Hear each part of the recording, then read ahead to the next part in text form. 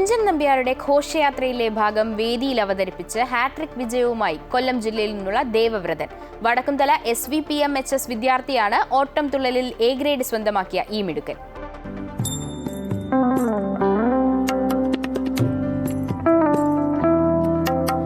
ശിഷ്യനെ ശ്രദ്ധയോടെ ഒരുക്കുകയാണ് കുഞ്ചൻ നമ്പ്യാർ സ്മാരക തുള്ളൽ കളരിയിലെ അധ്യാപകനായ അമ്പലപ്പുഴ സുരേഷ് വർമ്മ.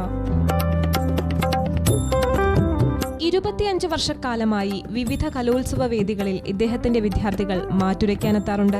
ഇത്തവണ മകൾ ഉൾപ്പെടെ മത്സരത്തിനുണ്ടായിരുന്നു. ഞാൻ ഒരു 38 വർഷക്കാലമായിട്ട് തുള്ളൽ കലാരംഗത്ത് പ്രവർത്തിച്ചു വരുന്ന ഒരാളാണ്. അമ്പലപ്പുഴയാണ് സ്വദേശം. തുള്ളലിൻ്റെ തുടക്കം കുറിച്ച നാട്ടിൽ നിന്നാണ് ഈ മേഖലയിൽ വരുന്നത്. കലോത്സവ രംഗത്ത് കേരളത്തിലെ എല്ലാ ജില്ലകളിൽ വെച്ച് നടന്ന സംസ്ഥാന കലോത്സവങ്ങളിലും കുട്ടികളെ പങ്കെടുപ്പിച്ചിട്ടുണ്ട്.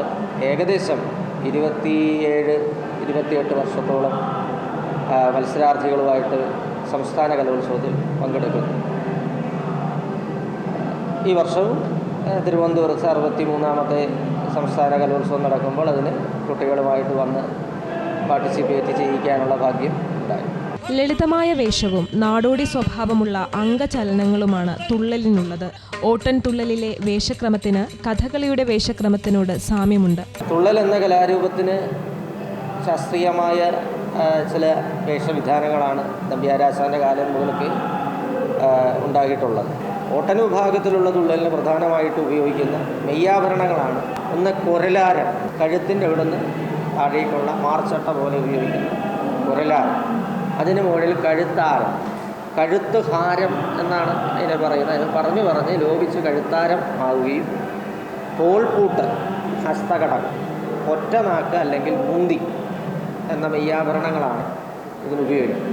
പിന്നെ പ്രസിദ്ധമായ അമ്പലപ്പുഴ പട്ടുകോണകമാണ് പിൽക്കാലത്ത് കച്ച എന്ന രീതിയിൽ നമ്മളിതിനെ ഉടുത്തുകെട്ടായിട്ട് ഉപയോഗിക്കുന്നത്.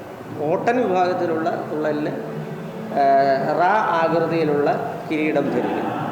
നമ്പ്യാരാശാൻ്റെ തുടക്കകാലത്ത് ചാക്യാരുമായിട്ടുള്ള സൗന്ദര്യപ്പിണക്കത്തെ തുടർന്നാണ് തുള്ളൽ എന്ന കലാരൂപം ഉണ്ടായത്. എല്ലാവർക്കും അറിയാവും. ഒറ്റ രാത്രി കൊണ്ടാണ് തുള്ളൽ ആരംഭിക്കേണ്ടിയിരുന്നത്. അന്നേരം അവിടെ കിട്ടിയത് ഈ പട്ടുകോണകങ്ങളായിരുന്നു. അത് ഉടുത്തുകൊണ്ടാണ് അദ്ദേഹം പിറ്റേ ദിവസം ചാക്യാർ ഉടുത്തു പറയുന്ന അതേ സമയത്ത് തുള്ളൽ എന്ന കലാരൂപത്തിന് ആവിഷ്കാരം ചെയ്തത്. അതിനെ പരിഷ്കരിച്ച് വന്ന ഉടുത്തുകെട്ട സമ്പ്രദായമാണ് ഈ കച്ച എന്ന പേരിൽ നമ്മൾ പറയുന്നത്. 6 വർഷക്കാലമായി ഓട്ടൻതുള്ളൽ പരിശീലിക്കുന്ന ദേവവ്രതൻ 8ാം ക്ലാസ് മുതൽ കലോത്സവ വേദിയിൽ ഓട്ടൻതുള്ളൽ മത്സരത്തിൽ പങ്കെടുക്കാറുണ്ട്. തുടർച്ചയായി 3ാം വർഷമാണ് ഞാൻ കലോത്സവത്തിന് മത്സരിക്കാനായി വരുന്നത്. കഴിഞ്ഞ 2 വർഷവും A ഗ്രേഡ് ഉണ്ടായിരുന്നു. ഇതിപ്പോൾ 3ാമത്തെ വർഷം.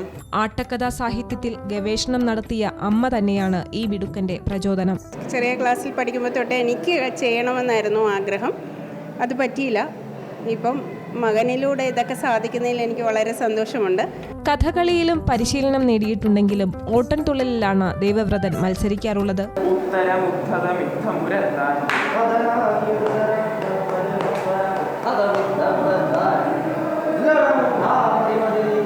കലയെ ജീവനായി കരുതുന്ന അനേകം ദേവവ്രതന്മാർ ഓരോ മത്സരവേദികളിലുമുണ്ട്.